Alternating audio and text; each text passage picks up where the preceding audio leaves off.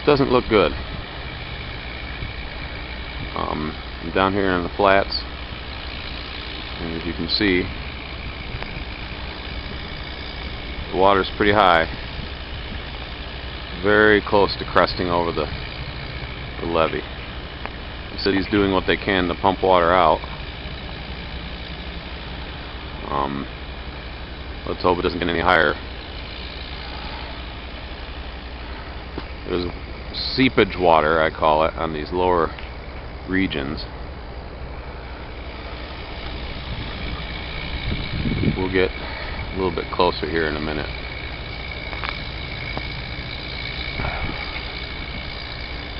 Not a good thing. Spring flood 2014.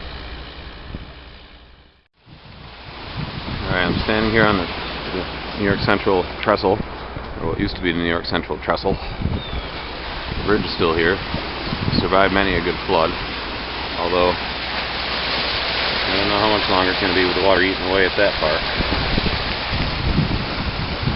But you can see, thank God, they raised up the levee a little bit, which they should have done last year before the flood, but that's a different story.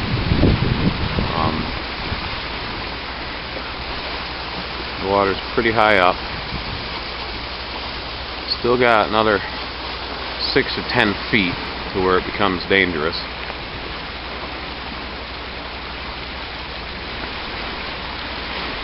I'm imagining folks on the other side, outside the city, are experiencing some flood damage.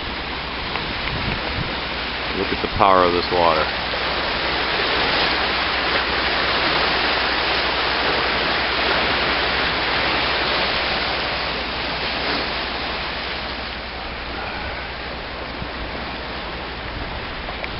Well, let's hope it doesn't get any worse here in Oneida. Alright, here on the other side, the river has a chance to spread out a little bit because there's no levee, which is good and bad. That's probably what's creating the seepage flooding, as I called it earlier, in through the town. But it's definitely enjoying itself over there in the field.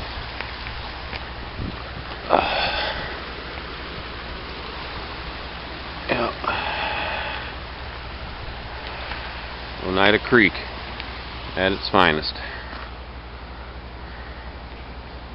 here at the Trestle. As you can see, every inch of a levee, even if it's a small one, is important. You can't leave a spot like this where the water is just going to flow right through. This is where it overflowed on the other side of the railroad tracks, where there isn't a levee on the river, and this is all we've got to save the city right here. And it's just boiling. It's bubbling up worse than it was for the Beverly Hillbillies with oil. Filling in this whole area right here. All now, hopefully, okay, they filled in the spot where the train tracks go over the old train tracks, so hopefully that'll hold back the flow if it does come into this area even more than it already is. But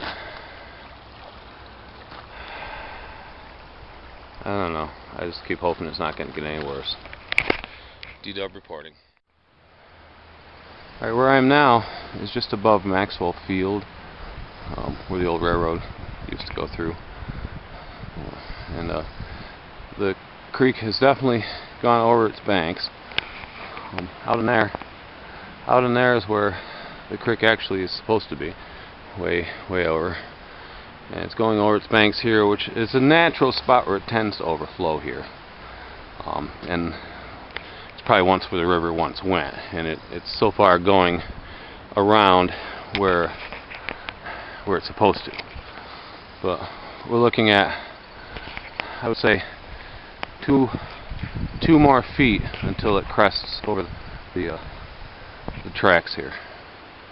My next stop will be the local trailer park that I believe is not going to look good. Alright, now we find ourselves at the county line bridge here on Route 5. The water's pretty high, And you can see toward the animal hospital, they got water right up to the building. We'll get a closer view of that in a moment. It's flowing that way. The rest of the equipment is filling up already. Let's hope it doesn't get any worse. Okay, if you can hear me. The animal hospital is definitely flooded in. Up to the foundation anyway. Hopefully there aren't any animals in there.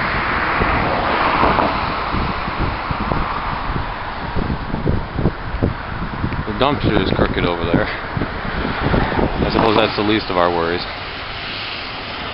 Alright. I thought the trailer park was up this way, but I guess it's the other way. D-Dubb reporting. Okay, here you can see where they've got a culvert for the overflow water. And of course there's a trailer park right in the middle of all this. And you can see the water's up to one of the trailers already. They've got the road closed off here because it's going across the road over there. And this is just the beginning of the trailer park part. Over here across the road, it's right up to the abandoned house, which is abandoned for good reason. It says keep out and everything. Of course, they're wise to write that on there. Alright, now the caution lights up here by the main bridge, which will be our next destination. Alright, here we're by the bridge down with Save-On, where 365A goes across, and you can see it's pretty much right up to the bridge here. I'm about to be interviewed by a newscaster. Imagine that. So this will be interesting. Most of the trailer park behind me is in pretty good shape actually, except for the spot we looked at earlier. So hopefully this water will get down before it gets too bad. Okay, I just got done doing my interview for the cable news company. There's a truck right there.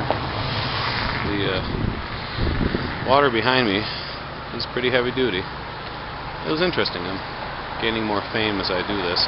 But it's sad that it requires such a bad situation for me to get famous, of course. But I'm doing what I can to help the city out, I guess, and all the residents that are here. Hopefully I won't have any more friends lose their homes like last year. But it's the men are checking the bridge out over here to make sure the bridge is in good shape. And so far it is. The water is, yeah, it's pretty darn close. There we go. But hopefully everything will be okay. D-Dubb reporting. Okay, now we're on the Shenandoah Street Bridge, where the water is much closer to the top of the bridge. In fact, there's about a foot down there between the bridge and the water. You can see the poor old water level meter is about to flood out.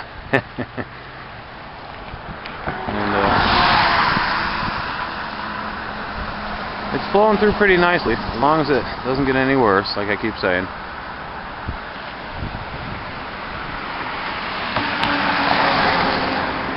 Once again, thank God for the levee. Here's the levee, and there's a house. You can see the importance of it all.